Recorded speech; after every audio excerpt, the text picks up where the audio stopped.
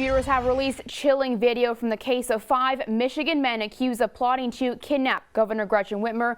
The video shows the suspects with weapons, allegedly training for the abduction. Prosecutors say the suspects texted each other about taking people out and said the governor needs to go. A defense attorney for one of the suspects questions the seriousness of the plot. He says the men were just exercising their constitutional rights.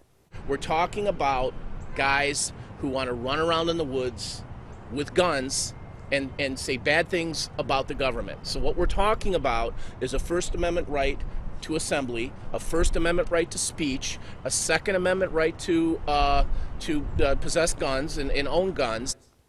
Adam Fox, Ty Garbin, Caleb Franks, Daniel Harris, and Brandon Caserta each face a federal charge of conspiracy to kidnap the governor. Well, case dismissed for a barber charged with violating Governor Whitmer's stay-at-home orders. The Shiawassee County prosecutor has dropped misdemeanor charges against Carl Mankey. Mankey kept his barbershop in Owasso open despite charged with 3 misdemeanors and temporarily having his license suspended. The case was dropped after the state Supreme Court ruled the law Governor Whitmer was using to issue executive orders was unconstitutional. Attorney General Dana Nessel wants to send state troopers to voting precincts this November. She'd like to focus on places she believes voter intimidation laws will not be enforced. The AG made those comments Sunday during an appearance on Showtime's The Circus. She says the state has to be ready for every possible scenario. Well, we have an update to the Amber Alert set out early this morning. Police are still looking for the alleged kidnapper, Phoenix Washington Sr. 2-year-old Phoenix Washington Jr. has been found safe. Lansing Township Police say officers found the toddler at around 11:30 this morning on West Michigan Avenue. The boy was reported missing around 7:40 this morning. A few sheriffs around the state say they won't enforce a ban on open carry at polling places. Hear what the Attorney General says she will do instead. Plus, imagine moving into your new rental home only to be told to move out because you're renting it from a scammer. Our consumer reporter shares the story of one person who had that happen to them. But first, President Trump has some strong words for one of the members of his coronavirus task force. Hear why he says Dr. Anthony Fauci is a disaster when the news at 10 returns. You're watching Fox 47 News at 10. We have an update on the open carry ban at the polls. Michigan's Attorney General says she'll send state troopers to the polls to enforce it if local sheriffs won't. Fox 47's Kellen Buddy explains the situation. You can't do that unless there's a statute that specifically says that. Secretary of State Jocelyn Benson says the ban would help voters feel more comfortable at the polls on Election Day. But Sheriff Murphy tells Fox 47 there's a difference between open carry and voter intimidation. If you have somebody that's open carrying at the poll and they're touting, you better vote for candidate X or else or whatever, that's a whole different ballgame. That's not open carrying, right? But if somebody chooses to open carry, they go in, they get their ballot, they fill out the bubbles, and they go home, there's nothing illegal about that. That being said, Murphy thinks just because you can openly carry a firearm at the polls, that doesn't mean you should. I know people want to exercise their rights, and I get all that, and I'm a constitutional guy, I'm a freedom guy, but I don't know what good comes out of open carrying to a poll, quite frankly. He plans to have more deputies at the polls to make sure everyone feels safe, even if he won't order them to enforce the Secretary of State's policy. I do understand the logic of what she was trying to do because tensions are high. There's nobody in the world that doesn't want a safe, secure election. In Lansing, I'm Kellen Buddy, Fox 47 News. Now we talked with Ingham County Sheriff Scott Wigglesworth. He said he'll also have extra patrols out during the election on November 3rd. Sheriff Murphy says if you're nervous, you still feel intimidated at the polls, you can always vote absentee. If you want your ballot mailed to you, you need to request it no later than October 30th. You can request one in-person absentee anytime before 4 o'clock on November 2nd. You'll then be responsible for returning it to your city or township clerk before the polls close at 8 p.m. on Election Day. Both political parties are hard at work in Michigan this week, trying to win every last vote for the presidential election. Representatives for President Donald Trump and former VP Joe Biden are trying to sway undecided voters. The Democrats are making a big push in Michigan this week, as the state is sure to play a major role in the outcome of the election. Pete Buttigieg, the former mayor of South Bend, Indiana, visited Stockbridge today. He was joined by U.S. Representative Elissa Slotkin at the event. Buttigieg also made a stop in Grand Rapids this morning, then attended a voting event in Kalamazoo after. His message to voters: America needs confident leadership to conquer its problems. One of the problem areas, climate change. Buttigieg says Midwestern states could lead the way in correcting this issue if they have the American government supporting them. We've got to talk about rural America as the solution on climate change. I think too often there's a vocabulary that tells some folks they're part of the problem, right? And the reality is we won't be able to do what this country needs to do to lead the world in climate change unless rural American agriculture specifically are helping lead the charge. The Democrats aren't stopping their efforts in the Great Lakes state. Tomorrow, Jill Biden is scheduled to speak at an event, although details have not been announced. Republicans are also visiting Michigan this week. President Trump's daughter, Ivanka, was in Kent County today. Eric Trump will appear in Lansing tomorrow at Schlegel Sand and Gravel. President Donald Trump is blasting one of the country's top infectious disease experts. It comes less than a day after Dr. Anthony Fauci appeared on 60 Minutes. In the interview, Fauci said he was not at all surprised that the president contracted COVID-19 after his nomination ceremony for Judge Amy Coney Barrett. Fauci also pushed back at an ad by the Trump campaign, which uses a quote of his that he says was taken out of context. In a call with his campaign staff, the president called Fauci a, quote, disaster. People are tired of hearing Fauci and all these idiots, these people that have gotten it wrong. He said, do not wear a face mask. Every time he goes on television, there's always a bomb, but there's a bigger bomb if you fire him. In that interview, Dr. Fauci says he advocated for people to avoid N95 masks because he feared a shortage, not because they don't work. The president told reporters he has no intention of firing Fauci. A man was taken into custody after dangling from Chicago's Trump Tower for nearly 13 hours. SWAT negotiators were called to the scene while the man was hanging from the 16th floor of the building. He was threatening suicide and appeared to want to talk to the president on social media. A spokesman for Chicago police said the situation was resolved peacefully. Police in California are investigating the fire that destroyed ballots inside an official vote-by-mail drop box as an arson. It happened last night outside the library in Baldwin Park near Los Angeles. A witness said it was disheartening to see just how many ballots were destroyed or damaged. This comes as the state Republican Party is under fire for installing several unofficial drop boxes in that area. Well, there's a new scam warning out tonight. We'll tell you what to look out for if you get a text from FedEx or Amazon. But first, Fox Means Business. The return of long lines at the airport. I'm Jackie DeAngelis with the Fox Business Network. More coming up. You're watching Fox 47 News at 10.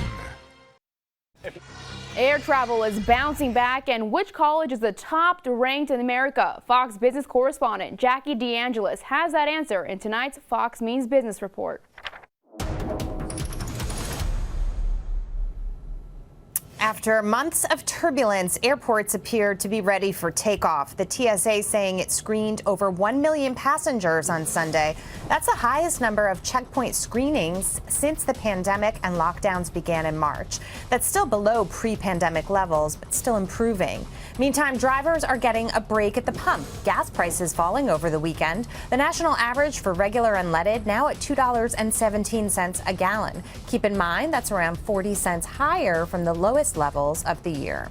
And there's no autumn chill for the housing market right now. Home builders' confidence hitting a record high in October. Chalk it up to low mortgage rates and strong demand from buyers during the typically slower fall season. Which college is at the head of the class? According to a survey from personal finance website Wallet Hub, Harvard is the top-ranked university in America. That's taking into account things like graduation rates, student-to-professor ratio, and median starting salary after graduation. That's business. I'm Jackie DeAngelis. Tonight's Pump Patrol price is $1.70 at the Speedway on West Saginaw Highway and Knights Inn Drive in Lansing. We're looking for the least expensive gas price in mid-Michigan every day. If you see it, give us a call at 484-8847 and we'll put it on TV. A warning about some scam text messages tonight from Michigan Attorney General Dana Nessel. She says the scam texts mention packages being shipped to your home from FedEx or Amazon. Others address the recipient by name, claiming to be an urgent notice from your U.S. Postal Service package. The Federal Trade Commission says there are 3 ways to report these scams. You can report it on the messaging app. If you're an AT&T, T-Mobile, Verizon, or Sprint customer, copy the message and forward it to 7726 or report it to the Federal Trade Commission. We have the link on our website, fox47news.com. Google is rolling out new updates to make its search engine easier to use, including a hum to search feature. It's similar to the song identifying app Shazam, but you don't need to have any music playing. Just hum, whistle, or sing 10 to 15 seconds of the song and Google's algorithm will identify matches, even if you're not exactly singing on key. A disabled teen is recovering after being mauled by a dog. Hear from the victim's father over what happened. Rain showers moving out as they move through this evening. We'll have a look at your full storm shield forecast coming up in just a few minutes. You're watching Fox 47 News at 10. A blind teenager with autism is recovering after he was mauled by a dog in Jackson on September 28th. Eyewitnesses claim the attack was a result of the boy throwing a shoe at the canine. Fox 47's Jace Harper spoke with the victim's father about the incident. We want to warn you, the images in this story are graphic, so viewer discretion is advised. Good morning, everybody. I'm starting to feel better every day. It was pretty bad. He had a dog wound or bite marks on his chest.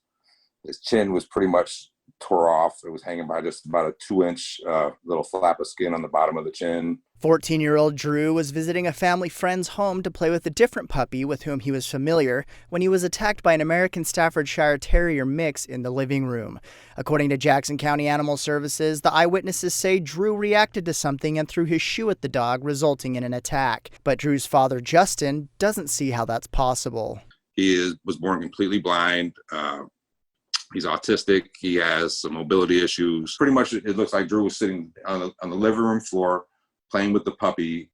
He was pretty much sitting Indian style on the living room when the big dog attacked him. 300 stitches, plastic surgery, and 3 days in the hospital later, Drew was released to go home. Jackson County Animal Control was not able to take the dog due to the fact that the dog was in his own home and doesn't have a history of attacks. At this point, I'm just really concerned that the dog is still out here, just, as if nothing happened. I just think a dog that aggressive is a danger. It is proved to be a danger to people. And so I'm just really troubled by that. In Jackson, Jace Harper, Fox 47 News. According to Jackson County Animal Services, they've tried to speak with the dog's owner, but instead received a business card for his lawyer. The victim's father says they're in contact with their attorney about their options. Michigan State Police are looking for help to find Dalrico Cortez Braxton. He was last seen in Lansing on October 30th, 1998. Braxton would be 47 today. If you have any information on Henry's disappearance, please call police. This Wednesday, officials representing the state and local government and community groups will get together to officially cut the ribbon to open the Coleman Road extension. The celebration is the culmination of a construction project of over $7 million. The Coleman Road extension is expected to improve traffic flow and ease congestion in the Coleman West Road US 127. The ribbon cutting celebration will take place on Wednesday at 11 a.m. Police in Michigan are paying extra attention to how drivers interact with school buses this week. Operation Safe Stop is part of National School Bus Safety Week, which began today. The campaign aims to get drivers to stop when they see flashing lights and the extended stop sign on a school bus. Police say every day in Michigan, nearly 500 people illegally pass a school bus. Well, after a wet and rainy night, some warmer temps are coming. Justin Bradford times it all out for us in his Storm Shield forecast. You're watching Fox 47 News at 10. Your Storm Shield forecast, only on Fox 47 News. Justin, it was a wet and cold day today, but any chance of sunshine and maybe temps over 60 this week? We'll get there, Gianni. We just got to be patient this week. We're slowly going to work our way towards that over the next several days. It's a warming trend for sure, and that's something to look good at because we're starting off this week again. Temperatures only highs in the 40s in a lot of places today.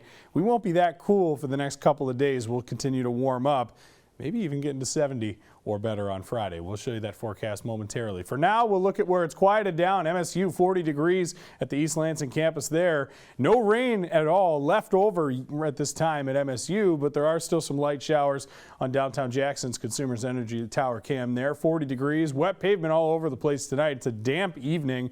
Will continue to be that way overnight as these showers continue to wind down. You see them again. The ones that are sticking around, very light in nature, mainly near Jackson areas further south. As we back out, you can see that line is continuing to extend further southward in the state. By the time we get through the next hour or two, all the activity everywhere will be winding down, at least in our viewing area, and we'll see some clearing conditions throughout much of the day. Tomorrow will remain dry. Now, the highs today, as I mentioned, only getting into the upper 40s in spots. You were lucky if you were in Charlotte, 51. That's one of the warmer spots all around today. And we're sitting close to 40 in a lot of spots at this hour. Haven't really seen many upper 30s yet, but we're heading that way. And we'll be into the lower 30s in some spots, mid-30s for most overnight as we continue to cool down. We'll call that low, right around 34 degrees or so. The rain will wrap up. We'll stay partly cloudy, a little bit of clearing by morning. Light winds, not much to worry about there. But as we head into the day tomorrow, we'll see things again continue to dry out. Future Track shows that here, maybe even some peaks of sun, especially early in the day. It should still end up being a mostly cloudy day. We'll increase them throughout the day. Again, still a few peaks of sun, breaks in the clouds here and there, but for the most part, more clouds will win out. We do stay dry throughout the day, but it is overnight. After the sun goes down, we see some showers coast through Tuesday night. Into Wednesday, we'll see some more clearing. Temperatures warm up even further. We'll show you those temperatures right here. For the predicted tonight, again, dropping down into the 30s. We'll see that by morning. It'll be another cool start for our Tuesday, but we warm up in the afternoon, a little bit warmer than we were today, getting to around those low to maybe middle 50s, especially further south. We get into the overnight too, and we see temps drop back to the 40s. But again, this is the evening, 10 o'clock timestamp here tomorrow night. That's probably going to be around when our low occurs. We'll actually continue to have a south wind feed up and warm us overnight. So by morning, a lot of folks sitting in the low to middle 50s as opposed to where the overnight low winds up. So as we look at the planner, as we take a look into our Tuesday, mostly cloudy skies for much of the day. If you see the sun, it's probably earlier in the day versus later, but we do stay dry until the evening. That's when we get to our high, around 53 degrees. Clouds are increasing. The rain moves in later on overnight, but it is a warming trend, and that's something we enjoy. We love to see it, especially this time of year. Clouds will decrease Wednesday. We get up maybe just shy of 60. After that, we'll be well into the 60s for our Thursday, and then Friday, look at that, 71, but it doesn't last long. The very next day, Saturday, there's a chance we might not make 50 as cool air returns back into the forecast. But we will enjoy that warming trend, Gianni, throughout the week. It's time for tonight's Yes Picks. First, we have Margie Westfall, who shared this picture of her dog, Bucky, smiling for the camera. Then Dave and Iris Fuller shared this picture of their dogs, Rico and Joey, enjoying a warm end of the day. And finally, Kathy Crawford shared this picture of a beautiful orchid that her son gave her for her birthday. Beautiful. If you have a picture you'd like to share, send us an email to yespics@fox47news.com. As millions of Americans are struggling to find new jobs, some have stopped looking and instead created an opportunity for themselves. Experts say the sudden spike of new business application proves this. Alicia Nieves shows us how this could have an impact on the economic recovery. Thousands of businesses have closed their doors, but this new bookstore in New York City is hoping to open. The owner, Lee Altschuler, lost her job in March. I was caught definitely by surprise. Rather than searching for a new job, she decided to bet on herself, invest her entire savings into a business around her passion for books. I felt so low when I lost my job.